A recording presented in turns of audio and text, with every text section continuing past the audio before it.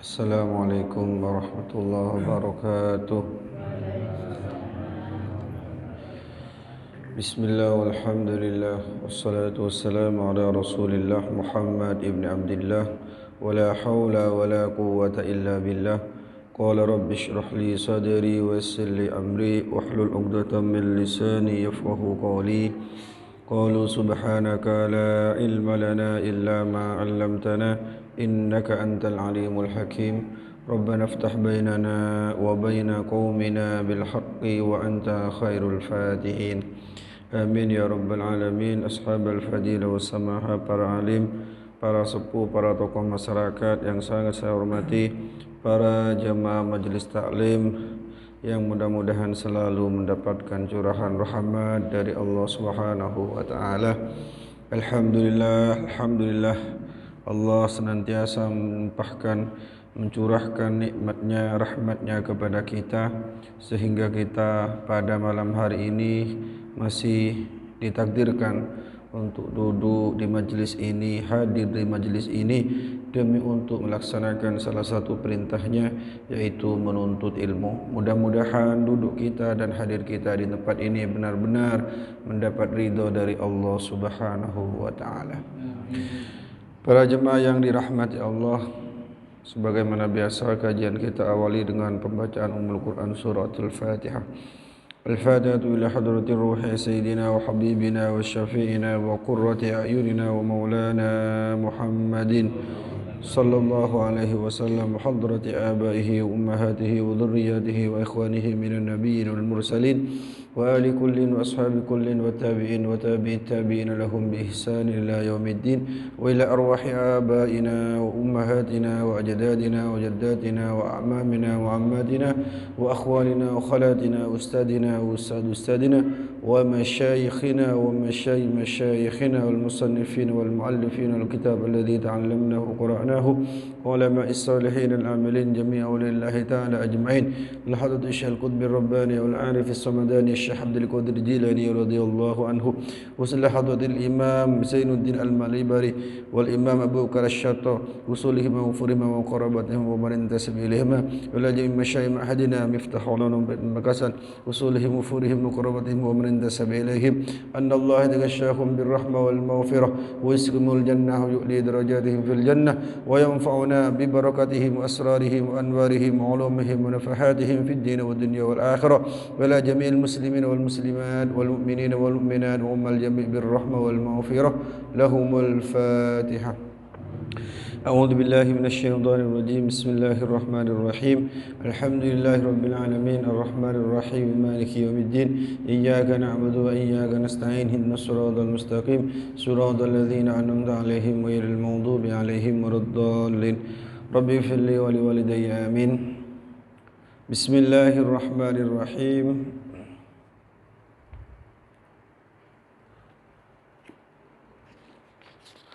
قال المؤلف رحمه الله تعالى وأدام النفع بعلومه في الدارين آمين. ولا لرقيق كله أو بعده لنقصه ولا لصبي ومجنون لنقصهما أيضا وإن تقطع الجنون تغليبا لزمانه المقتدي لسلب الإبارة فيزوج الأبعد زمانه فقط ولا تنظر إفاقته. نعم إن قصر زمان الجنون كيوم في سنة انتظرت إفاقته. Masih dalam kajian seputar nikah berkaitan dengan syarat-syarat daripada saksi, syarat-syarat daripada wali. Minggu yang lalu sempat kita singgung syarat-syarat daripada wali nikah. Di antaranya wali nikah tidak boleh terdiri dari orang yang memiliki sifat perbudakan atau hamba sahaya. Insya Allah kalau sekarang sudah nggak ada. Wali nikah juga tidak terdiri atau bukanlah orang yang masih mempunyai sifat kekanak-kanaan, masih belum baligh, ataupun sudah baligh tapi tidak sempurna akalnya. Wa majnunin, dan orang yang gila, walaupun gilanya tidak terus menerus, kadang waras, kadang gila, kadang waras, kadang gila, maka itu tetap tidak boleh menjadi wali. Kecuali apabila gilanya hanya sebentar, warasnya lama, seperti orang yang gilanya hanya 1 hari di dalam 1 tahun. Maka apabila pada waktu gila tersebut anaknya mau menikah, maka ditunggu besok harinya, karena besok harinya sudah sembuh.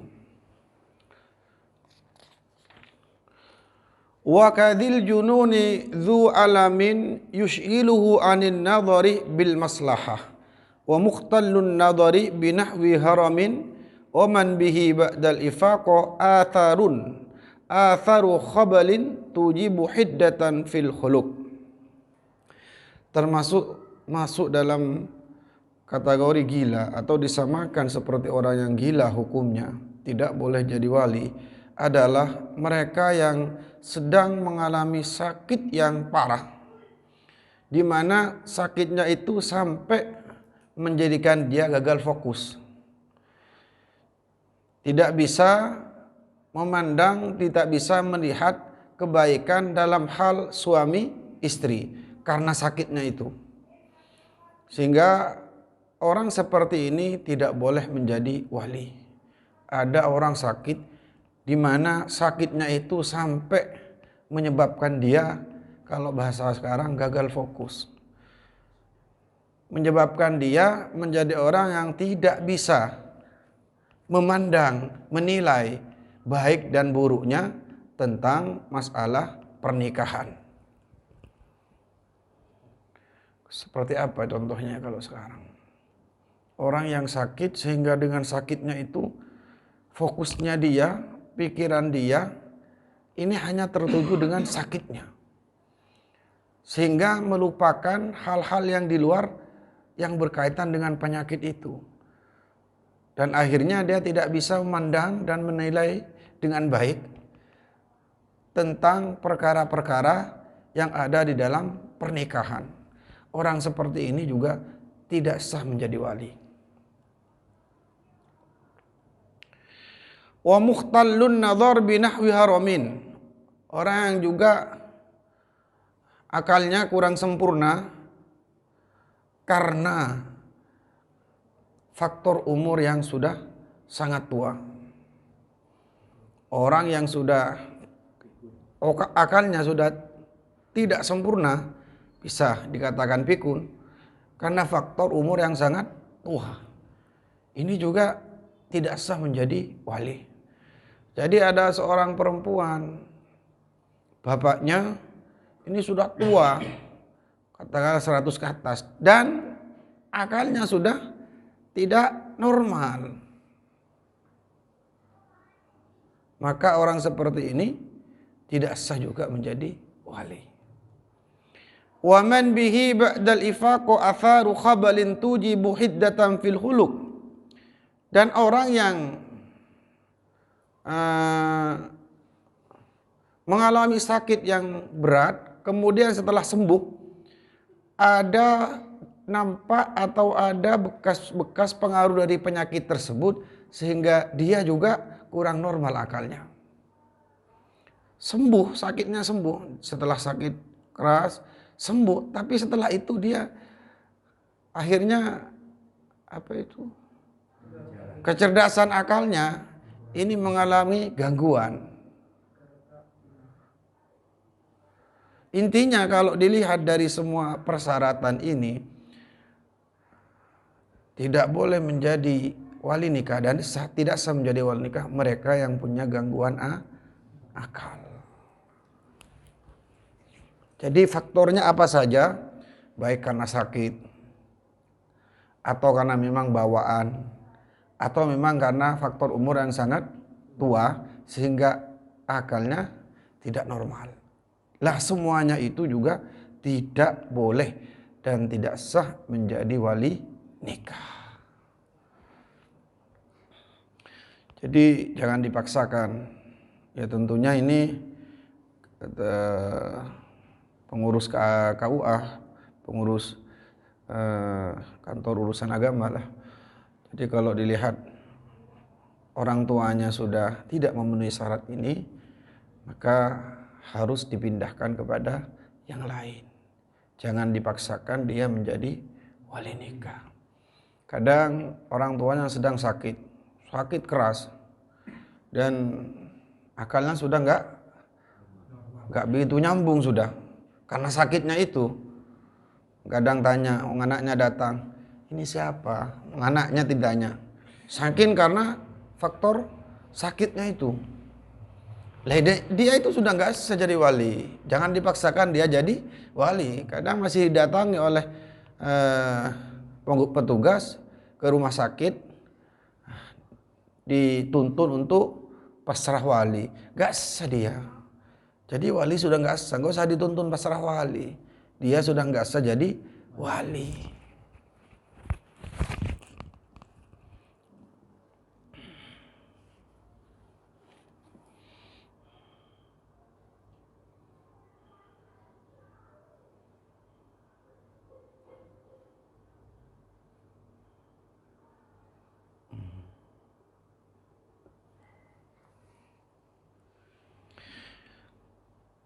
Wa yanqulu diddu kullin minal fiski warriqi wasiba wal junun wilayatan li'ab'adah la lihakimin walau fi babil wala'i hatta law a'taqa syahsun amatan wa mata an ibni saghirin wa akhin kabirin kanatil wilayah lil akhi la lil hakimi alal mu'tamadi.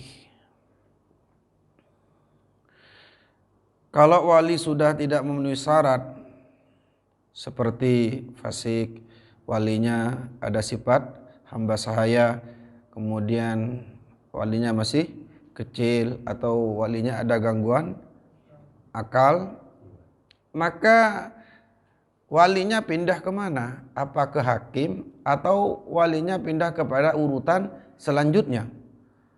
Maka di sini dikatakan kalau wali tidak memenuhi syarat sebagaimana yang telah disebutkan, atau ada faktor yang tidak melengkapi syarat menjadi wali, maka walinya pindah kepada urutan yang selanjutnya, bukan kepada hakim, bukan kepada penghulu.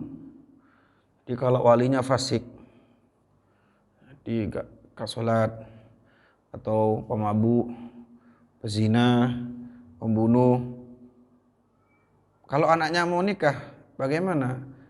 Apakah hakim yang menjadi wali? Tidak, tapi urutan wali berikutnya. Tapi kemarin sudah sempat kita bahas, wali yang fasik bisa menikahkan dengan tobat di tempat atau tobat di waktu seketika. Walaupun sebelumnya dia adalah orang yang jahat, orang yang durhaka, orang yang lalai tentang agama, tapi pada waktu dia mau menikahkan, dia bertobat, betul-betul bertobat dengan taubat yang benar, maka seketika itu boleh menjadi wali nikah. Jadi kalau walinya masih kecil, contoh ada seorang perempuan punya wali saudaranya karena bapaknya, mbah-mbahnya meninggal, yang ada saudaranya masih kecil, maka bukan hakim yang menikahkan, tapi wali berikutnya, yaitu keponakannya yang menikahkan. Kalau keponakannya ternyata masih kecil juga, maka pindah kepada pamannya. Tapi perlu diketahui, ini dari jalur laki. Nanti akan dijelaskan di belakang. Dari jalur laki, kalau jalur perempuan gak bisa jadi wali. Jadi keponakan dari saudara laki-laki. Begitu. Paman dari saudara bapak. bukan jadi saudara laki-laki, paman daripada saudara bapak. Jadi kalau paman dari saudara ibu gak sah. Jadi wali dari jalur bapak dan jadi jalur laki-laki.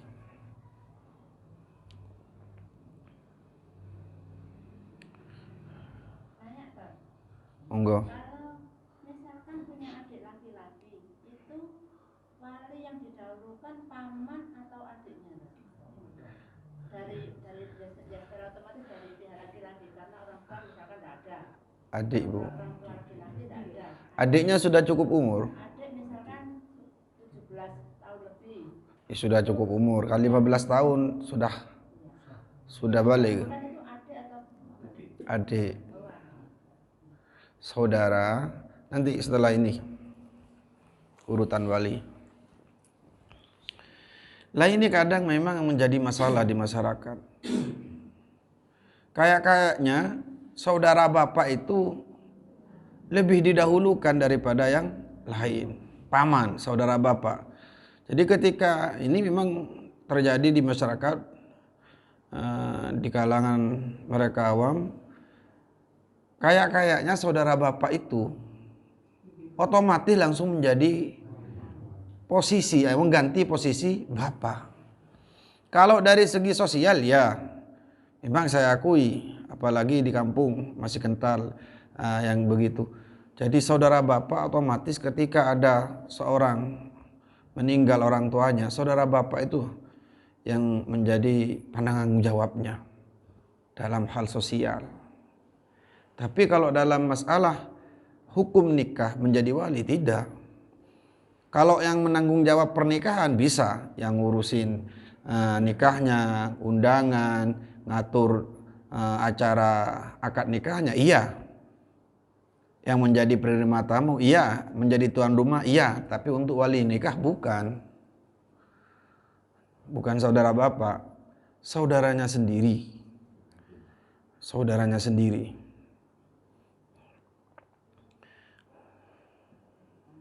Nanti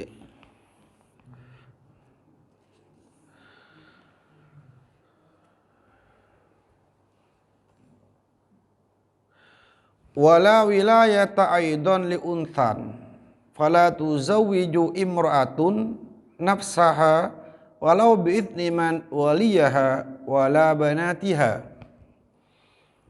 Tidak ada kewalian dalam pernikahan itu bagi seorang perempuan. Perempuan tidak boleh menikahkan dirinya sendiri, juga tidak boleh menikahkan anak-anaknya. Berbeda di dalam madhab Imam Abu Hanifah yang memperbolehkan seorang perempuan menjadi wali nikah atau memperbolehkan seorang perempuan menikahkan dirinya sendiri dan menikahkan anak perempuannya. Khilafan li Abi Hanifah fihima. Jadi dalam madhab Imam Abu Hanifah itu atau dalam madhab Hanafi boleh perempuan itu menikahkan dirinya dan menikahkan anaknya. Jadi kalau mau nikah tanpa sepengetahuan orang tua,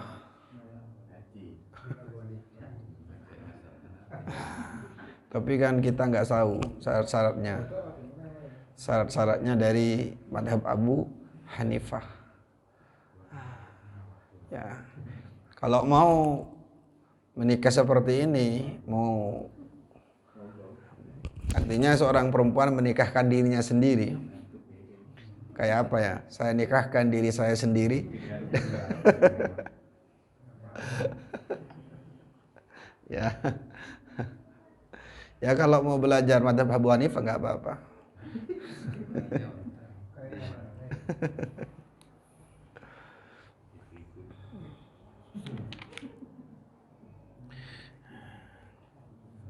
Lebih mudah lagi dalam madhab Abu Hanifah itu dalam masalah pernikahan. Perempuan boleh menikahkan dirinya sendiri dan bahkan boleh menikahkan anaknya.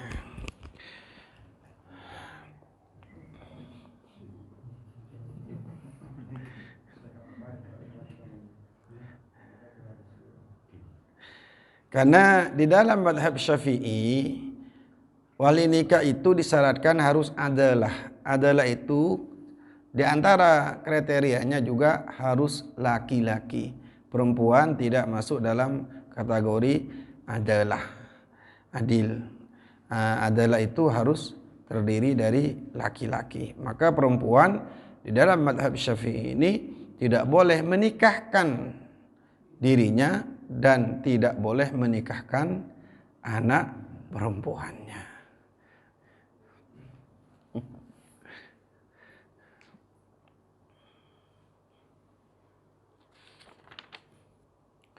Kecuali yaitu mengikuti madhab Imam Abu Hanifah. Ini tidak perlu saya terangkan terlalu panjang, bahaya madhab Imam Abu Hanifah ini. Cukup saya yang tahu nanti.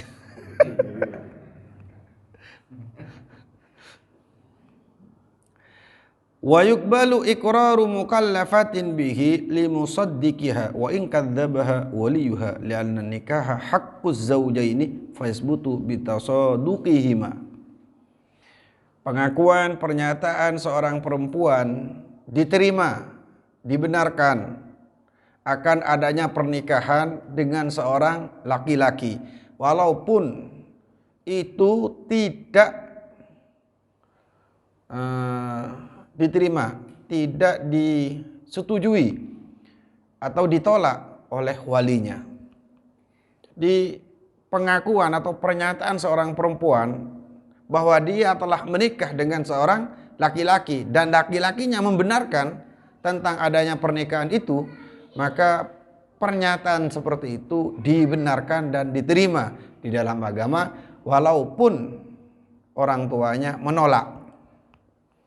Jadi setelah merantau, ada perempuan merantau, pulangnya bawa suami, bawa laki-laki. Dia mengaku di hadapan orang tuanya kalau dia adalah suami saya. Ditanya suaminya, benar nak, kamu suaminya anak saya? Iya. Maka pengakuan ini diterima. Diterima di dalam agama. Artinya bahwa mereka adalah suami istri. Walaupun orang tuanya menolak. Bukan, kamu bukan suami anak saya. Gak ada urusan. Karena nikah itu, pernikahan itu hak zaujaini, hak dari suami istri, bukan hak wali. Jadi kalau dia sudah mengaku melakukan pernikahan, maka pengakuannya diterima. Artinya masyarakat tidak boleh mempunyai prasangka negatif. Wah, itu bawa laki-laki bukan suaminya, atau sebaliknya bawa istri bukan istrinya, nggak boleh. Karena pernyataan seperti itu diterima, kecuali apabila ada seorang perempuan mengaku bahwa dia telah menikah dengan laki-laki ini, kemudian laki ini membantah, kapan saya menikah dengan kamu? Lah ini baru tidak diterima.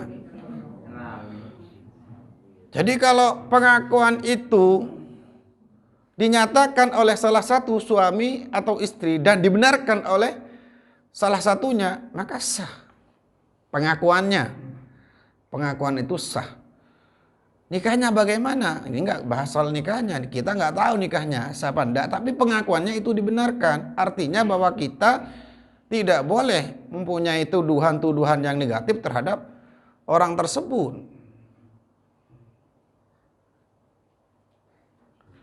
Dan seandainya salah satu di antara mereka ada yang meninggal, maka berhak mendapatkan warisan. Berhak mendapatkan warisan. Ya, suatu contoh seperti tadi. Ada seorang perempuan merantau, pulang bawa suami. Dia mengaku bahwa ini suami saya. Kemudian setelah tinggal 1 hari di kampung, perempuan ini meninggal. Apapun faktor meninggalnya. Maka suami atau laki-laki yang baru datang itu mendapat hak warisan dari perempuan tersebut. Walaupun orang tuanya nggak setuju, enak aja kamu, siapa kamu, saya baru kenal, mau dapat hak, tetap harus diberikan haknya, hak warisnya. Seandainya perempuan itu punya harta, sukses mungkin di perantauannya, maka suami yang diakui sebagai laki-laki yang diakui sebagai suaminya berhak atas warisan perempuan tersebut. Ini seandainya kenyataan itu kan tidak ada yang tahu. Ini tidak menghukumi akad nikahnya. Ini yang kita hukumi pengakuannya, pernyataannya bahwa dia telah menikah dengan laki-laki ini dan laki ini membenarkan. Itu yang diterima dan sah pengakuannya dalam Islam. Ini tidak bahas tentang bagaimana pernikahan, ya nggak tahu. Ya kan di zaman kitab ini nggak ada surat nikah.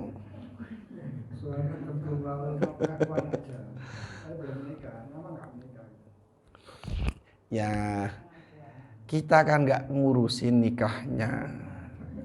Artinya dalam urusan kita ini bahwa perempuan atau laki-laki yang mengatakan bahwa dia telah melakukan pernikahan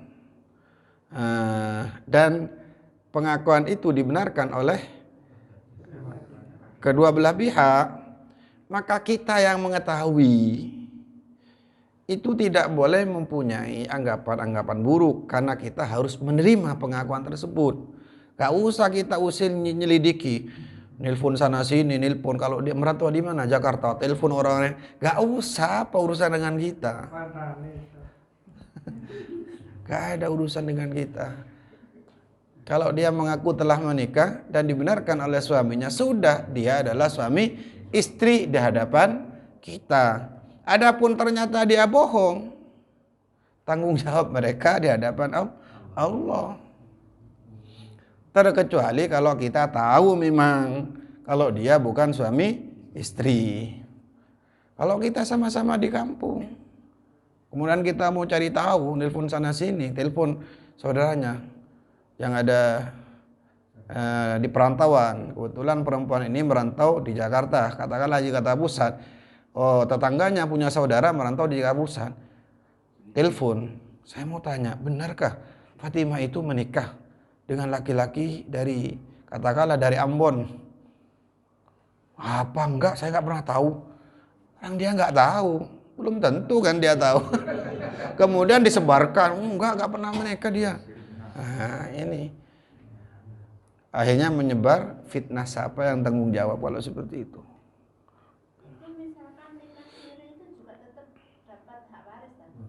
Oh, tetap Bu, tetap di dalam agama itu nggak ada istilah nikah siri, nikah ya nikah.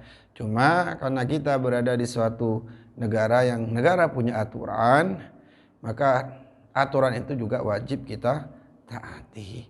Namun aturan yang berkaitan dengan hukum negara itu tidak mempengaruhi tentang sah dan tidaknya akad nikah. Jadi kalau sudah nikah, ada wali, ada saksinya, memenuhi syarat, walaupun tidak tercatat ya tetap sah. Gitu. Mengenai hak warisnya tetap, walaupun tidak tercatat di kantor urusan agama, tetap hak warisnya. Tapi karena kita berada di satu negara yang punya aturan itu, kita wajib mentaatinya.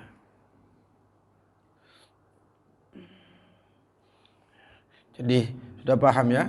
Jadi nanti kalau kita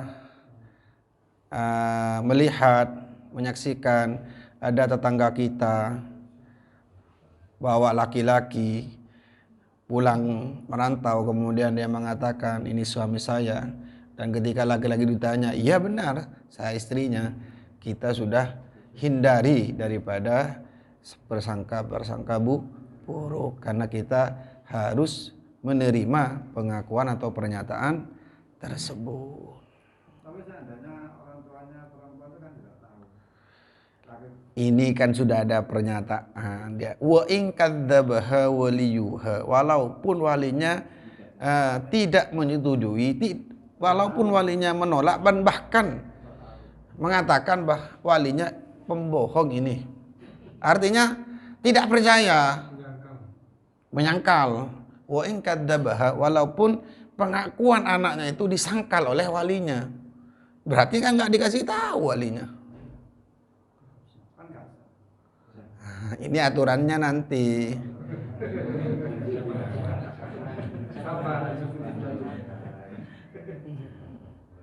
Iya. Makanya saya ambil contoh yang gampang untuk dimengerti. Perempuan pulang merantau, pulang kampung, pulang dari rantaunya, berarti dia menikah di perantauan. Bisa saja karena walinya sudah jauh, jarak 2 marhala atau sekitar 80 kilo. Bisa saja perempuan di sana ngangkat muhakam, atau bisa lapor kepada hakim. Bisa saja. Ini pernyataan wa in kadzabaha waliyuha, walaupun walinya menyangkal. Ghayatun fi qabuli iqrariha ay yuqbalu iqraruha bi tasdiqi zawji laha walau kana al waliyyu kadzabaha. Ini diterima pengakuan perempuan itu, yang penting laki-laki yang dia akui sebagai suami membenarkan, iya aku suaminya. Wa in kadzdzabahal wali wa in kadzdzabaha al waliyuha, walaupun ini disangkal oleh walinya, maka mengatakan kepada kamu bohong, kamu enggak pernah menikah, dia bukan suami kamu, tetap pengakuannya tetap diterima. Lakin mahalluhu fi ghairi safiha, akan tetapi bahwa pengakuan tersebut, perempuan tersebut dibenarkan walaupun disangkal oleh walinya, dengan catatan perempuan tersebut perempuan normal, bukan perempuan yang idiot. Artinya dia seorang perempuan yang normal fisik dan normal akalnya. Kecuali perempuan yang enggak jangkep lah, istilah kita, enggak sempurna, akalnya enggak 100. Kemudian mengaku ini enggak bisa. Kalau disangkal oleh walinya, maka pengakuannya tidak diterima. Jadi ada perempuan yang enggak cangkep, bawa laki-laki, kemudian mengaku kalau laki-laki itu adalah suaminya, maka pengakuan itu bisa diterima kalau dibenarkan oleh walinya. Kalau walinya, apa kamu ngarang, bukan, dia orang lain, maka pengakuan itu tidak diterima. Kalau perempuannya perempuan gak cangkep. Kalau bukan akalnya yang gak cangkep, tapi kelakuannya. Ini ukurannya adalah akal.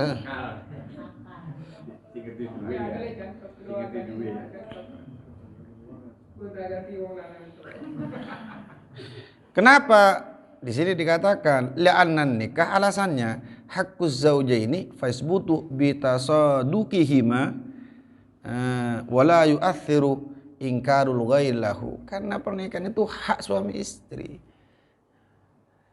Jadi orang lain,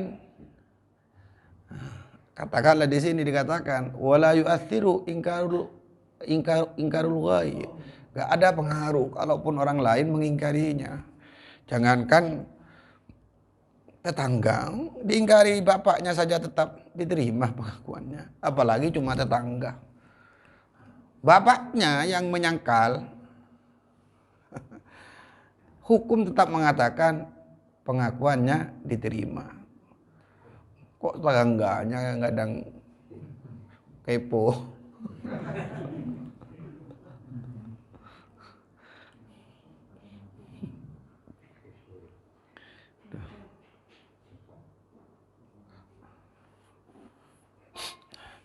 Wa huwa al-waliyyu, ini sudah sampai pada urutan wali. Wa huwa al-waliyyu abun fa inda adami hissan aw syar'an abuhu wa in ala fa yuzawwijani al-abu wal jaddu haitsu la adawata zahiratan bikron aw thayyiban bila wad'in liman zalat bikaratuha binahwi usbu'in bighairi idniha. Urutan wali yang pertama adalah bapak. Fa inda adami hissan aw syar'an, kalau tidak ada bapak, baik secara kenyataannya bapaknya enggak ada, mati, aw syar'an, atau secara syar'an dianggap tidak ada. Seperti apa contohnya? Bapaknya tidak memenuhi syarat.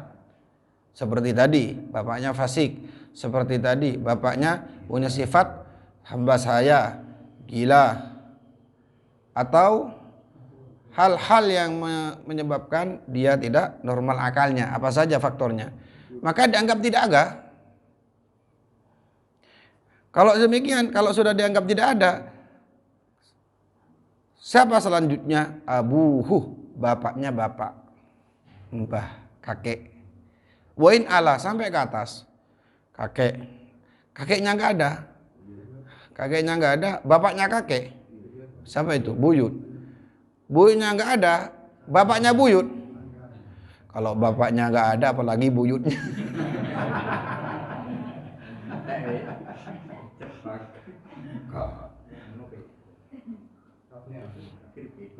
Di faktor dianggap tidak ada, bisa saja tidak ada memang dalam kenyataannya tidak ada, atau dianggap tidak ada oleh agama karena tidak memenuhi syarat, maka berpindah kepada kakeknya sampai ke atas.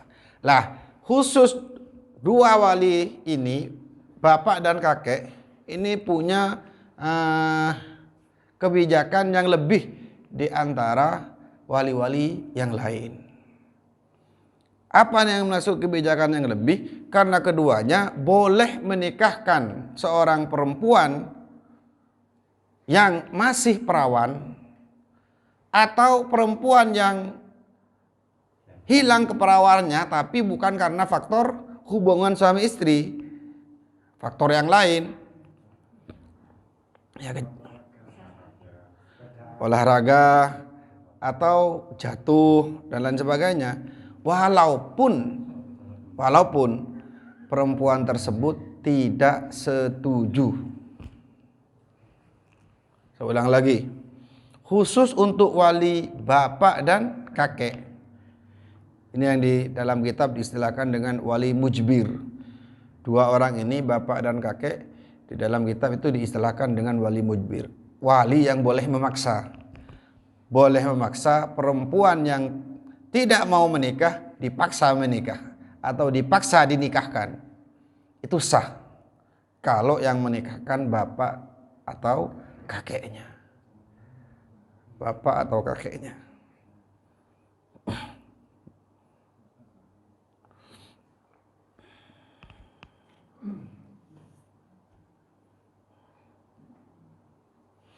Ya, saya ulang lagi bahwa bapak dan kakek boleh menikahkan perempuan yang masih perawan. Kalau janda nggak masuk. Perempuan yang masih perawan atau janda yang hilang keperawanannya bukan karena hubungan suami istri. Saya ulang lagi. Nah, kalimatnya kurang bagus kayaknya ini, kurang tepat.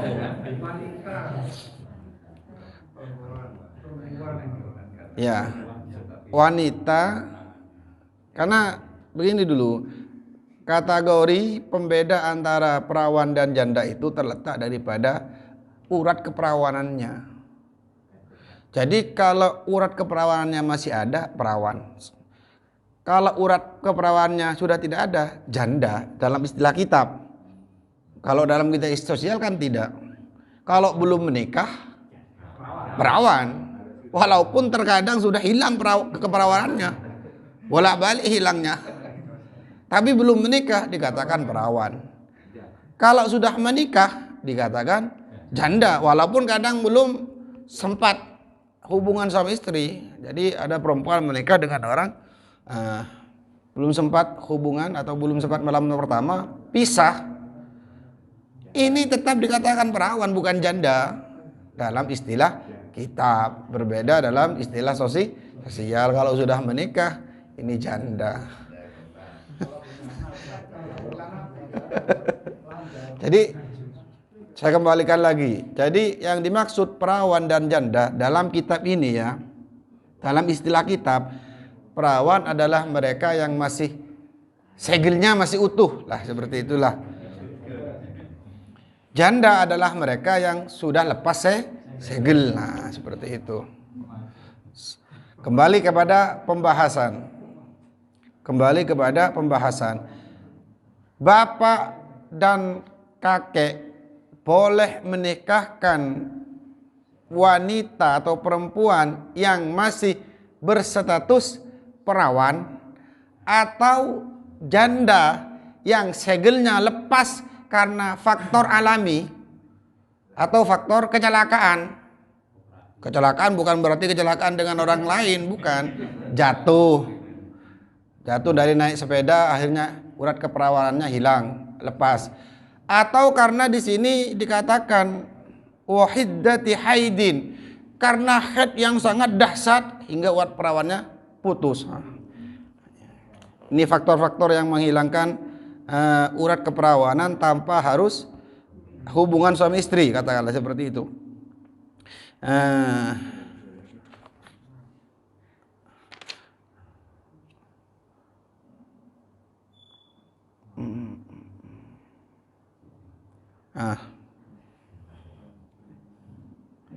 Contohnya di sini lisak totin, karena jatuh, yang jatuh naik kelapa atau jatuh dari kendaraan.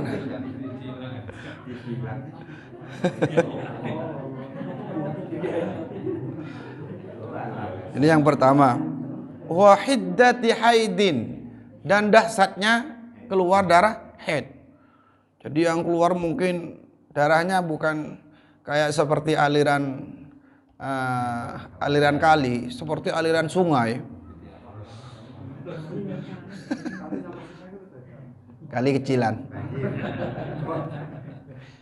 Sehingga sampai urat perawannya lepas, itu bisa dimungkinkan. Makanya kita kalau mungkin ini yang sudah bapak-bapak pas awal nikah dengan suaminya, awal nikah dengan istrinya, kok kayak gak ada yang ganjel, kok los aja. Jangan sampai punya prasangka buruk, ini berarti sudah dengan orang lain, akhirnya kecewa. Ini pernah mungkin didahului. Jangan. Bisa saja dia hilang keperawanannya karena faktor jatuh tadi, jatuh dari naik kelapa. Kemudian atau wahiddati haidin, hilang karena faktor derasnya darah haid.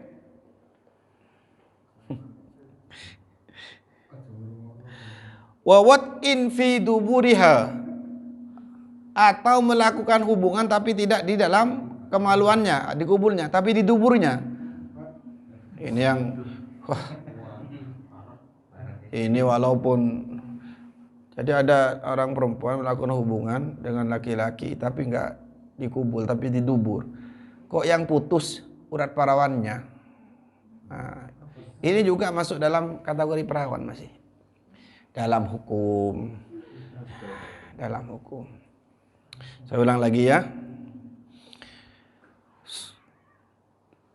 Wali bapak dan wali kakek boleh menikahkan perempuan yang masih perawan atau perempuan yang sudah hilang keperawanannya karena faktor-faktor yang tadi, bukan karena hubungan bukan hubungan laki-laki perempuan, seperti itu. Karena kalau dikatakan hubungan suami istri, saya ya hilang perawan bukan hubungan suami istri, Ustaz. Hubungan gelap. Sama aja.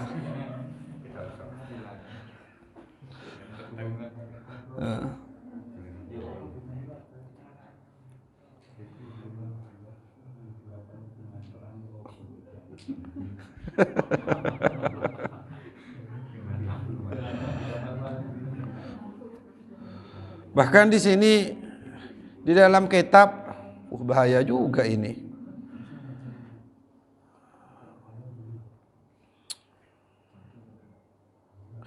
Wa yasulu aidan ihamun annal makhluqah bila bikarah la yuzawijul abu wal jad min jihati takid bi zawalil bikarah binawi usbu. Wa ibartu syaril manhaj amma man khuliqat bila bikarah aw zalat bikaratuha bi ghairi ma dzukira li saqtatin wa hiddati haidin wa wad'in fi duburiha fayya fi dzalika kal bikri. Bisa saja juga ada perempuan yang lahir memang sudah hilang urat keperawanannya. Lah dalam hal ini ulama berbeda pendapat.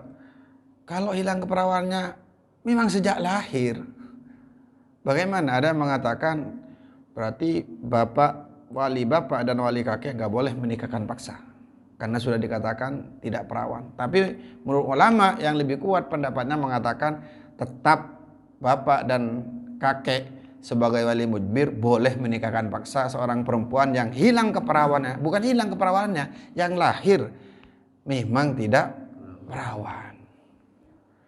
Ada berarti perempuan lahir memang sudah tidak perawan. Ya ini kok dicontohkan ini. Ya seandainya Bu.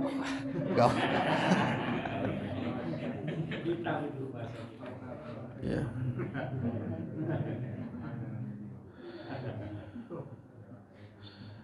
Atau ini agak hilang keperawanannya bizawalil bikara binahwi usbu'in. Hilang keperawanannya karena dimasukkan jari, katakanlah. Artinya jarinya mungkin iseng dimasukkan sampai hilang keperawanannya.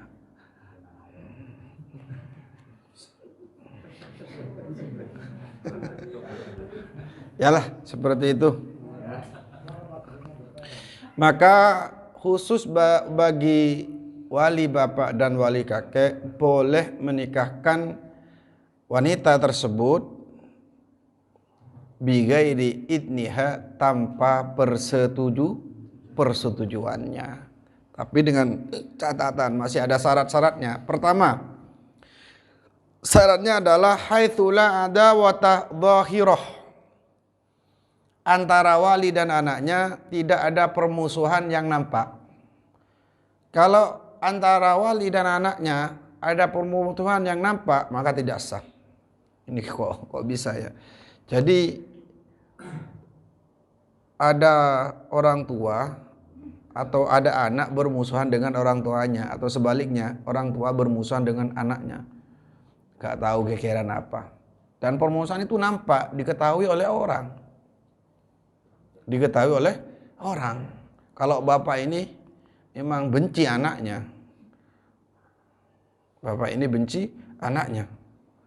maka bapak yang seperti ini gak boleh nikahkan paksa anak ini, karena sudah ada benih permusuhan. Karena alasannya kenapa wali bapak dan wali kakek itu boleh menikahkan perempuan dalam kategori yang telah disebut, walaupun tidak disetujui oleh yang bersangkutan, karena bapak dan kakek itu adalah laki-laki yang punya kasih sayang yang sangat tinggi kepada anaknya. Gak mungkin bapak atau kakek mencelakakan anak atau cucunya. Gak mungkin bapak dan kakek menjerumuskan anak atau cucunya ke dalam hal yang tidak nyaman. Makanya secara hukum diperbolehkan wali bapak dan wali kakek menikahkan seorang perempuan walaupun perempuan tersebut tidak merestuinya. Kadang kan ada, kalau ini enggak dibenarkan bahaya juga, karena jadi perempuan kadang maunya sama, sudah kadung pergaulannya bebas, memilih pasangan sudah gak karu-karuan, pilihan orang tua gak mau, padahal yang dipilih orang tua di samping sudah orang baik-baik, dia juga santri atau dia juga anaknya orang baik-baik dari keluarga yang baik-baik, tapi karena mungkin gak srek anaknya, akhirnya gak mau. Nah, tapi kapasitas wali bapak dan wali kakek ini boleh tetap menikahkan walaupun anaknya nggak mau. Akad nikahnya sah.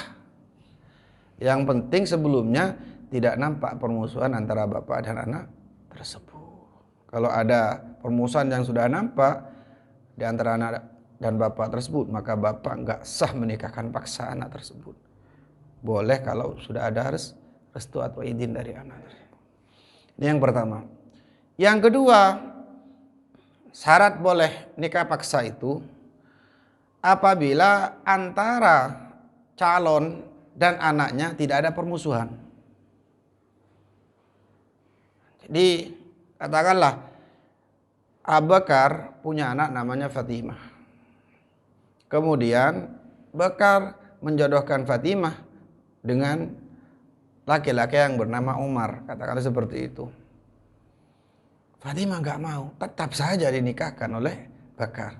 Itu sah asalkan contoh yang syarat pertama, antara Bakar dengan Fatimah tidak ada permusuhan yang nampak, anak dan orang tua.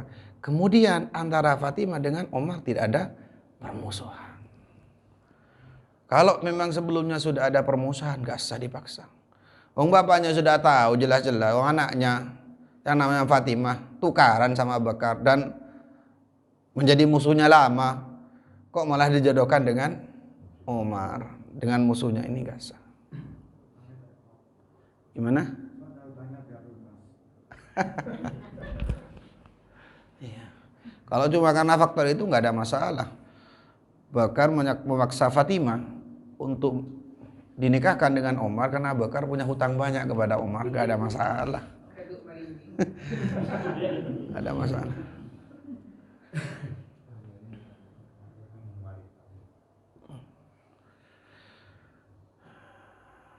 Fala yushtaratul idnu binha balighatan kanat aw ghairah balighatin likamali syafaqatihi wa li khabarid daru qutni as-sayyibu ahaqqu bi nafsiha min waliha wal bikru yuzawwijuha abuha. Maka tidak menjadi syarat persetujuan daripada anak tersebut, baik anaknya balighah atau tidak balighah, baik anaknya sudah baligh atau anaknya belum baligh. Jadi yang dinikahkan paksa itu anaknya sudah baligh ataupun anaknya yang masih belum baligh, nggak ngerti. Anaknya umur, katakanlah umur 7 tahun, umur 9 tahun, nggak ngerti apa, orang dinikahkan juga nggak ngerti, dinikahkan oleh bapaknya, sah. Mungkin contohnya begini, Bakar punya anak Fatimah. Fatimah umur 7 tahun. Kalau sekarang 7 tahun kekecilan. Katakanlah umur 9 tahun. Kemudian Fatimah itu dinikahkan oleh Bakar dengan Umar. Fatimah nggak tahu. Masih kecil, nggak ngerti. Sah.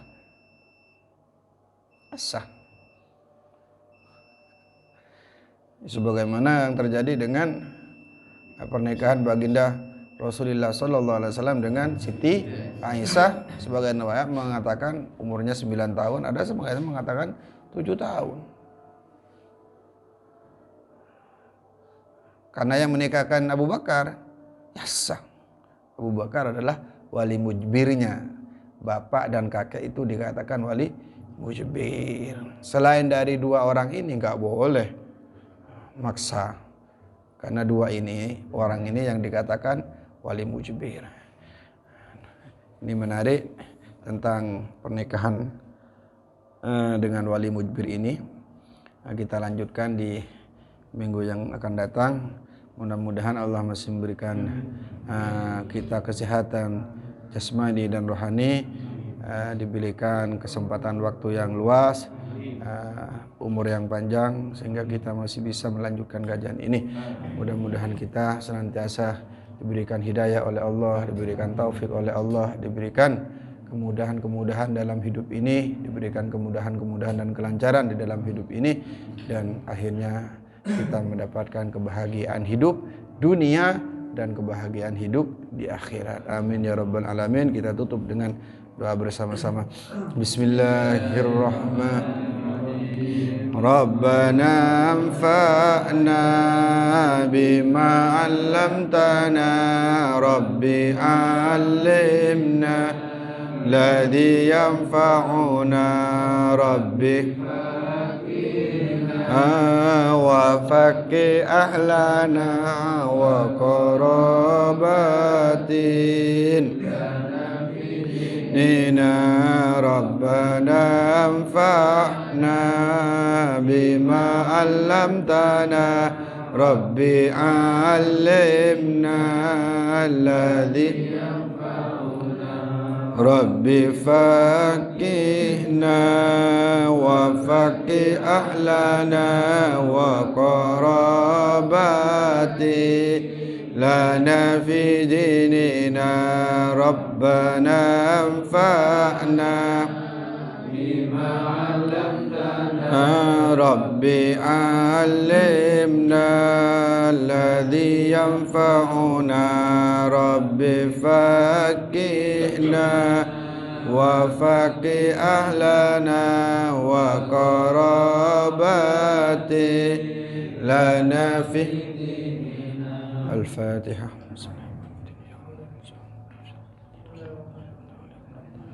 والله يهدي إلى أقوم الطريق. والسلام عليكم ورحمة الله وبركاته.